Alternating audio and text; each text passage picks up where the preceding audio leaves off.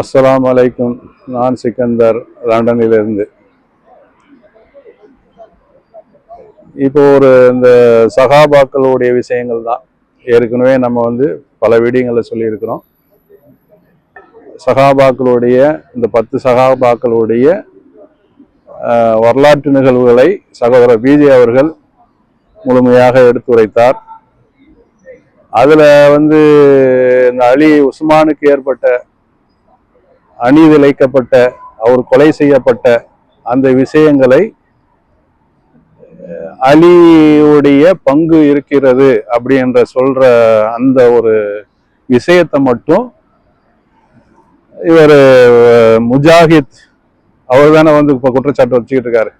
இப்போதைக்கு யாரும் இல்லை, அவர் தான் அந்த குற்றச்சாட்டை வச்சுட்டு இருக்காரு. அதுக்காக நம்மளும் நிறைய வீடியோ சொல்லியிருந்தோம். இப்போ நமக்கு புரியுது, உங்களுக்கு ஏன் புரிய மாட்டேங்குது, நம்ம சில கருத்துக்களை நம்ம சொல்லியிருந்தோம். இப்போ கடைசியா என்ன சொல்றாருனாக்கா, இந்த உஸ்மானுடைய கொலை சம்பந்தப்பட்ட விஷயங்கள், அதுல அலியுடைய சம்பந்தம் இருக்குங்கிறத அந்த இதெல்லாம் விட்டுட்டு நீங்க இதை மட்டும் நீங்க சொல்றீங்களே, அலியுடைய விஷயத்த மட்டும் சொல்றீங்களே, உஸ்மான் கொலை வழக்கு கொலையுடைய விஷயங்களை சொல்லிட்டு இருக்கிறீங்க, அலியுடைய குற்றவாளியா நீங்க கருதுறீங்க அப்படின்னு சொல்லிட்டு இருக்கீங்க. ஆனா ரசூல்லாவுடைய பேரன்கள் ஹசன் ஹுசேன் அவங்க இருக்கிறாங்கல்ல, இப்போ அந்த டாபிக் போயிட்டு இருக்காரு. இப்போ ஹுசேனுடைய கொலைக்கு யார் காரணம் என்பதை நீங்கள் அதை பத்தி நீங்க அறிவிச்சுக்கிறீங்களா? நான் என்ன கேட்கிறேன், உஸ்மானுடைய கொலைக்கு அலியுடைய பங்கு என்ன இருக்குது அப்படிங்கிறத விஷயத்துக்கு இவருக்கு பதில் இல்லையா? அவங்க மகன் ரசூலுல்லாஹ்வுடைய பேரன் விஷயத்துக்கு போயிட்டாரு. நீ குற்றச்சாட்டு வச்ச, அதுக்கு சரியான பதில் சொல்லியாச்சு. சகோதரர் பிஜே அவர்கள் பதில் சொல்லிட்டாங்க. ரொம்ப ஆதரவு, அதாவது யாருமே தப்பிக்க முடியாத அளவுக்கு அவ்வளவு தெளிவா இன்னைக்கு லெவல்ல யாரும் அந்த மாதிரி சொல்லலை, நான் பார்த்த வரைக்கும். அவ்வளவு சொல்லிட்டாரு.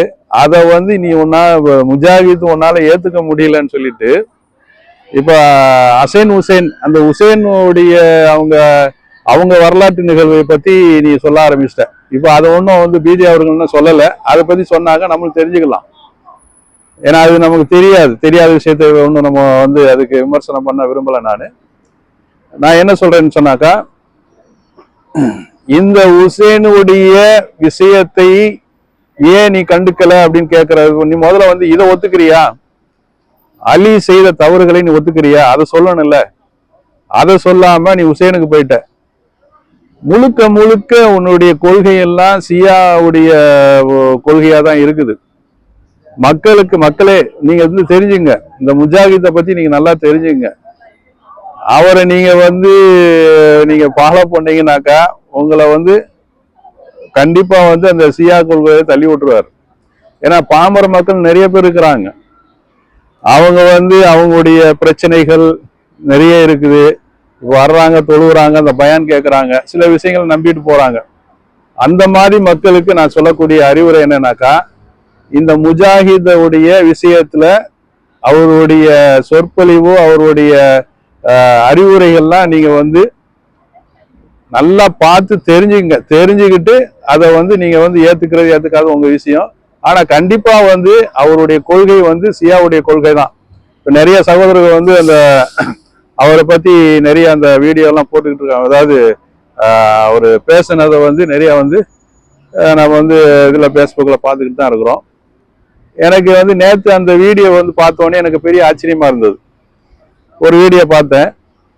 அதுல இந்த மாதிரி பிஜேவுடைய வரலாற்று நிகழ்வுகளை அதுல சொல்லி இருந்தத ஒரு குற்றச்சாட்டு வச்சத அவரும் திருப்பி கிளீனா சொல்லிட்டாரு. அலியுடைய பங்கு, உஸ்மானுடைய கொலைக்கு பங்கு இருக்குது அப்படின்னு சொல்லிட்டு நிறைய ஆதாரத்தோட நிரூபிச்சிட்டாரு. நானும் சில வீடியோல சொல்லியிருந்தேன், எனக்கு தெரிஞ்ச அளவுக்கு சொல்லியிருந்தேன். அதை கூட இப்போ அதை விட்டுட்டு இப்போ அப்படியே தாவுறாரு, அவங்க பிள்ளைங்களுக்கு தாவுறாரு. ஏன்னா இப்ப நேத்து நான் சொல்லியிருந்த விஷயங்கள் என்ன, இந்த ஒட்டக போற விஷயம் சொல்லியிருந்தோம் இல்லையா?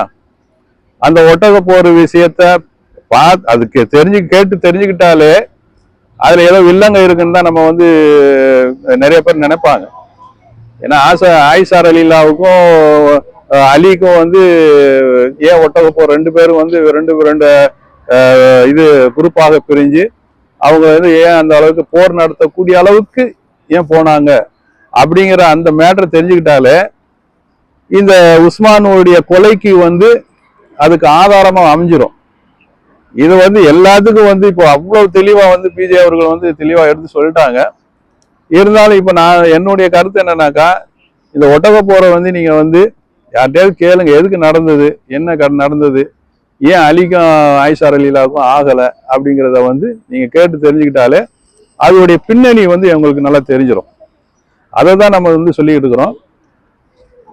அதுதான் இப்போ அந்த விஷயம் தான் இப்போ வந்து இப்போ தெளிவா வந்து என்ன எனக்கு இப்போ வந்து இப்போ முழுமையா வந்து தெரிஞ்சிருச்சு. இப்போ அந்த சியாவுடைய கொள்கை தான் வந்து நிறைய வந்து அவர்கிட்ட இருக்குது. அதனால மக்களுக்கு நம்ம வந்து என்ன ஒரு அதாவது பாமர மக்களுக்கு நம்ம சொல்லக்கூடிய அறிவுரை வந்து முஜாஹிதுடைய அறிவுரைகளை பார்த்து தெரிஞ்சுக்கிட்டு நீங்க வந்து ஃபாலோ பண்றது நல்லது. ஏன்னா அந்த அளவுக்கு வந்து அவர் ஜியா கொள்கையை உங்க மேல ஜியா கொள்கையை திணிச்சு விட்டுருவார். அந்த மாதிரிதான் அவருடைய வந்து நடவடிக்கை எல்லாமே போயிட்டு இருக்குது. ஒரு மார்க்க அறிஞர்னாக்கா தப்புன்னு தெரிஞ்சிச்சுனாக்கா அது ஒத்துக்கணும். அது இல்லைனாக்கா அதை ஆதாரத்தை வச்சு நிரூபிக்கணும். எதுவுமே இல்லைனாக்கா நீ பல்ட்டி அடிக்கிற மாதிரி வந்து இப்ப உசேனுக்கு போயிட்ட, இப்ப அலியை விட்டுட்டு உசேனுக்கு போயிட்ட. அப்ப இதுல இருந்து என்ன நிறைய பேர் பாக்குறாங்கல்ல, மீடியால நிறைய பேர் பாக்குறாங்க.